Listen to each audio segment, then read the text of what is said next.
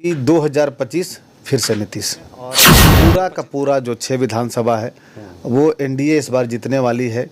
और फिर से हम लोग जो है 2010 की तरह जो है इस बार रिजल्ट। सच में औरंगाबाद में काम हुआ है? आप विधानसभा के गाँव में जाइए और ख़ास करके मैं आग्रह करता हूं कि जो खास करके जो बढ़ चढ़कर उनको जिन लोगों ने मतदान किया है उनके गांव में जाइए। आज भी उसी दशा और दुर्दशा में लोग जी रहे हैं। सबसे बड़ा सवाल है बिहार में कि आखिर भाजपा समर्थित जो भी पार्टियां हैं, एनडीए कहा जाता है जिसे, उसको लोग वोट क्यों देंगे? अब नेता विपक्ष तेजस्वी यादव ये कहते हैं कि नीतीश कुमार जी लॉलीपॉप दिखा रहे हैं सभी जनता को। लॉलीपॉप दिखा रहे हैं, आप 4 टर्म से लॉलीपॉप दिखाने का प्रयास कर रहे हैं, लेकिन आपके लॉलीपॉप पर जनता। तेजस्वी यादव ये भी कह रहे हैं कि अगर हमारी सरकार बनी तो हर महिलाओं को माई बहन मान योजना के तहत 2,500 रुपये। नमस्कार, आप देख रहे हैं A to Z बिहार में सूर्योदय चौहान। जैसा कि आप सभी को पता है कि बिहार विधानसभा का चुनाव होने वाला है, तैयारियां जोर शोर से चल रही है और ऐसे में संभावनाएं लगाई जा रही है आजकल कि किस विधानसभा में कौन से प्रत्याशी होंगे। हमारे साथ आज बिहार के औरंगाबाद जिले के भावी प्रत्याशी सतीश सिंह जी हैं, उनसे बात करेंगे।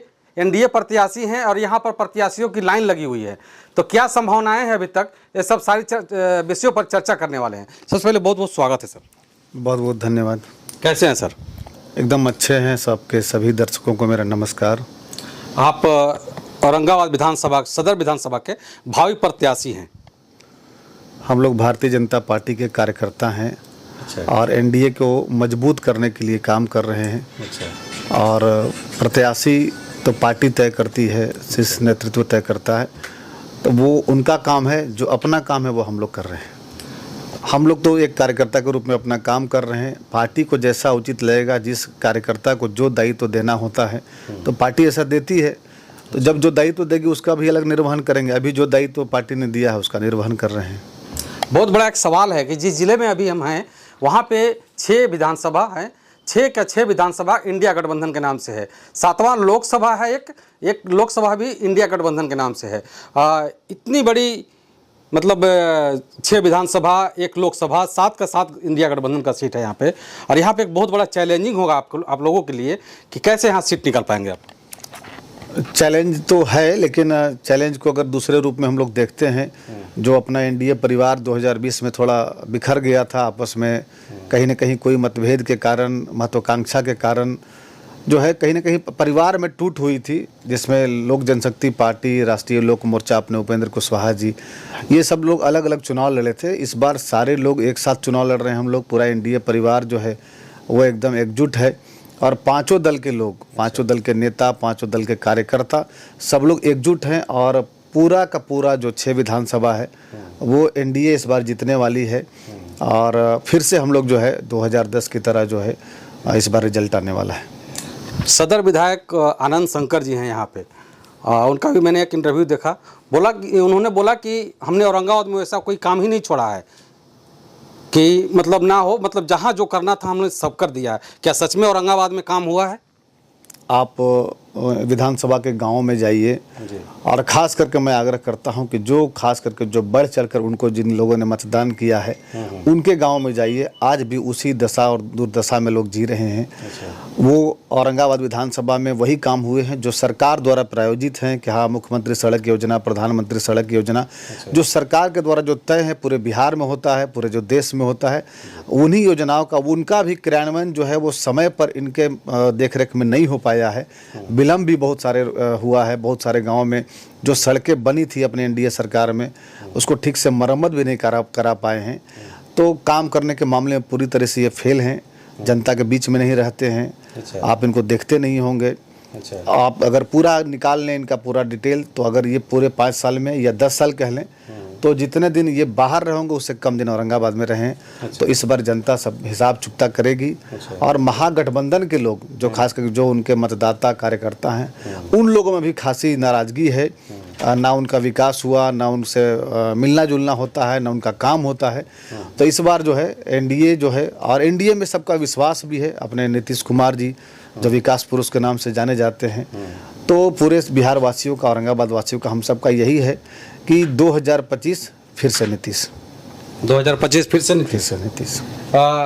एनडीए को लोग वोट क्यों देंगे? सबसे बड़ा सवाल है बिहार में कि आखिर भाजपा समर्थित जो भी पार्टियां हैं, एनडीए कहा जाता है जिसे, उसको लोग वोट क्यों देंगे? अब एनडीए को लोग वोट इसलिए देंगे कि जब हमें शाम के बाद घर से निकलने में डर लगता था, हम घर से निकल नहीं पाते थे, पटना से रात में वापस नहीं आ पाते थे, हमारी बहन बेटियां बाजार नहीं जाया करती थी, विद्यालय नहीं जाती थी पढ़ने, आज सारी महिलाएं, पूरे बिहार की महिलाओं को, हर एक परिवार से एक महिला को आज देख रहे हैं जीविका दीदी के माध्यम से, जीविका समूह के माध्यम से जोड़ा जा रहा है और 10,000 रुपये से शुरुआत करके 2 लाख रुपए तक दिया जाएगा। हर परिवार को आत्मनिर्भर बनाया जा रहा है। आज पूरे बिहार में सड़कों का जाल बिछ गया है, 4 लेन और एक्सप्रेसवे बन रहा है, तो पूरे दोनों डबल इंजन की सरकार है। और आज पिछड़ा अति पिछड़ा जो खास करके समाज में जनप्रतिनिधि के बारे में सोच भी नहीं पाता था, आज सारे लोग 50% लोग जो हैं समाज में जनप्रतिनिधि बन के मुखिया, पंचायत समिति प्रमुख, उप प्रमुख, जिला परिषद के अध्यक्ष, उपाध्यक्ष, जिला पार्षद, नगर निकायों में आप देख लेंगे औरंगाबाद में 2 टर्म से अति पिछड़ा का बेटा उदय गुप्ता नगर परिषद का चेयरमैन है। ये कहीं ना कहीं एनडीए सरकार की देन है जो सबको अवसर दी। मिलना भी चाहिए था, बहुत काफ़ी समय लगा था और इस सरकार ने, एनडीए सरकार ने सबको अवसर दिया, पूरे बिहार का विकास किया। शासन का, सुशासन की राज है, कानून का राज है, आप कहीं भी जा सकते हैं, पूरे बिहार में एक दिन में जाके वापस रात के वापस आ सकते हैं, ऐसी सड़कें बनाई गई हैं। तो सारे क्षेत्र में जब विद्यालय में शिक्षक नहीं हुआ करते थे, आज विद्यालयों में शिक्षक हैं। बच्चे सरकारी विद्यालय में एडमिशन कराने के लिए पैरवी कराते हैं। एक समय था जब विद्यालय में बच्चे शिक्षक नहीं हुआ करते तो बच्चे भी नहीं जाया करते थे, आदत नहीं थी लोगों में जाने की। तो आज सारी चीज़ें स्वास्थ्य के मामले में, शिक्षा के मामले, सड़क के मामले में और कानून के राज में बहुत आगे गया है। और पूरे एनडीए पर जो है बिहार वासियों को भरोसा है, नीतीश कुमार जी पर, नरेंद्र मोदी जी पर भरोसा है। तो आने वाले दिन में पहले से 2020 तो बहुत ये था, 2010 वाला परिणाम आने वाला है। नेता प्रतिपक्ष तेजस्वी यादव ये कहते हैं कि नीतीश कुमार जी लॉलीपॉप दिखा रहे हैं सभी जनता को। लॉलीपॉप दिखा रहे हैं, आप 4 टर्म से लॉलीपॉप दिखाने का प्रयास कर रहे हैं, लेकिन आपके लॉलीपॉप पर जनता विश्वास नहीं करती है। नीतीश कुमार जी का जो कुशल, जो सरकार चलाने की जो उनकी नीति है और सभी वर्गों को साथ लेकर चलने की जो नीति है, उस पर जनता विश्वास करती है। और आज नीतीश कुमार जी एक तरह से युग पुरुष कह लें, जो आज 20 वर्षों में जो बिहार को जिन्होंने इतना आगे ले गया है, वो पिछले 55 सालों में नहीं गया था जितना 20 वर्षों में उन्होंने ले गया है। तो जनता को आदरणीय नरेंद्र मोदी जी पर, नीतीश कुमार जी पर, एनडीए पर विश्वास है।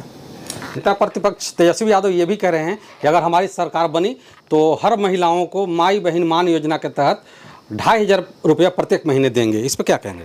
ये बनेगी तब होगा ना। अच्छा, ये तो बनने का तो दूर दूर तक सवाल ही पैदा नहीं होता है। मतलब नहीं बनेगा सरकार? दूर दूर तक सवाल पैदा नहीं होता है। मैं दावे के साथ कह सकता हूँ तेजस्वी की सरकार नहीं बनेगी। नहीं बनेगी। जनता को पूर्ण विश्वास नीतीश कुमार जी के नेतृत्व में है, एनडीए की सरकार में है।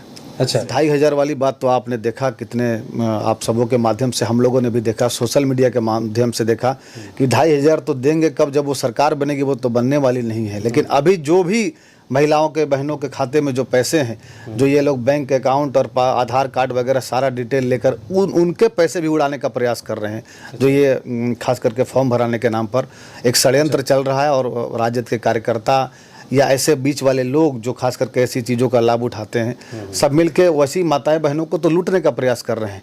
तो अपनी पूरे बिहार की महिलाओं को, बहनों को पूरा विश्वास नीतीश कुमार जी के शासन में है। तेजस्वी जी ये भी आरोप लगाते हैं कि नीतीश जी के कार्यकाल में जंगल राज चल रहा है, गुंडा राज चल रहा है। जब पटना के कारोबारी जो हैं वो उनके दुकानों से 4 व्हीलर गाड़ियाँ, सोफ़ा की दुकानें से सोफ़ा सेट और कपड़ों की दुकानों से कपड़ा, औरंगाबाद के जो व्यवसायी पटना जाते थे वो अगर 4 बजे भोर में पहुंच जाते थे पटना में, तो वो सुबह होने का इंतज़ार करते थे कि अब कब सुबह हो, रोशनी आए, तब हम अपना पैसा जो लेकर व्यवसाय करने, जो सामग्री खरीदने गए हैं, कि कैसे वो जाके हम दुकानदार को और उस व्यवसायी को देंगे, वरना कब निकलेंगे और कब कौन छीन के लेकर चला जाएगा। रात में यहाँ से पटना जाने के क्रम में ऐसा कोई दिन नहीं होता था जिस दिन डकैती नहीं होती थी। आज वो सारा समाप्त हो चुका है। जंगल राज के पर्याय ये आरजेडी की शासनकाल रही है 15 साल की, और उसको जनता भूल नहीं पाई है। अब दोबारा ना विश्वास करेगी और ना दोबारा मौका देगी। एक सवाल बहुत बड़ा है कि औरंगाबाद में सतीश सिंह जी अपने आप को कहाँ देखते हैं प्रत्याशी की रेस में? अब मैंने आपको बताया कि हम लोग जिस पार्टी के कार्यकर्ता हैं, हम लोग अपने से कुछ नहीं तय करते, ये पार्टी तय करती है कि किस कार्यकर्ता को क्या जिम्मेवारी, क्या दायित्व देना है। तो ये ऊपर का काम है, शीर्ष नेतृत्व का काम है। हम लोगों को जो पार्टी ने अभी काम दिया है, जो दायित्व दिया है, उसका निर्वहन कर रहे हैं। आगे जो दायित्व निर्वहन करने का पार्टी अवसर देगी, उसका भी बखूबी हम लोग निर्वहन करेंगे। इसी के साथ क्या सोचते हैं सतीश सिंह जी के बारे में जरूर बताइएगा। बहुत बहुत शुक्रिया, आभार, जय हिंद।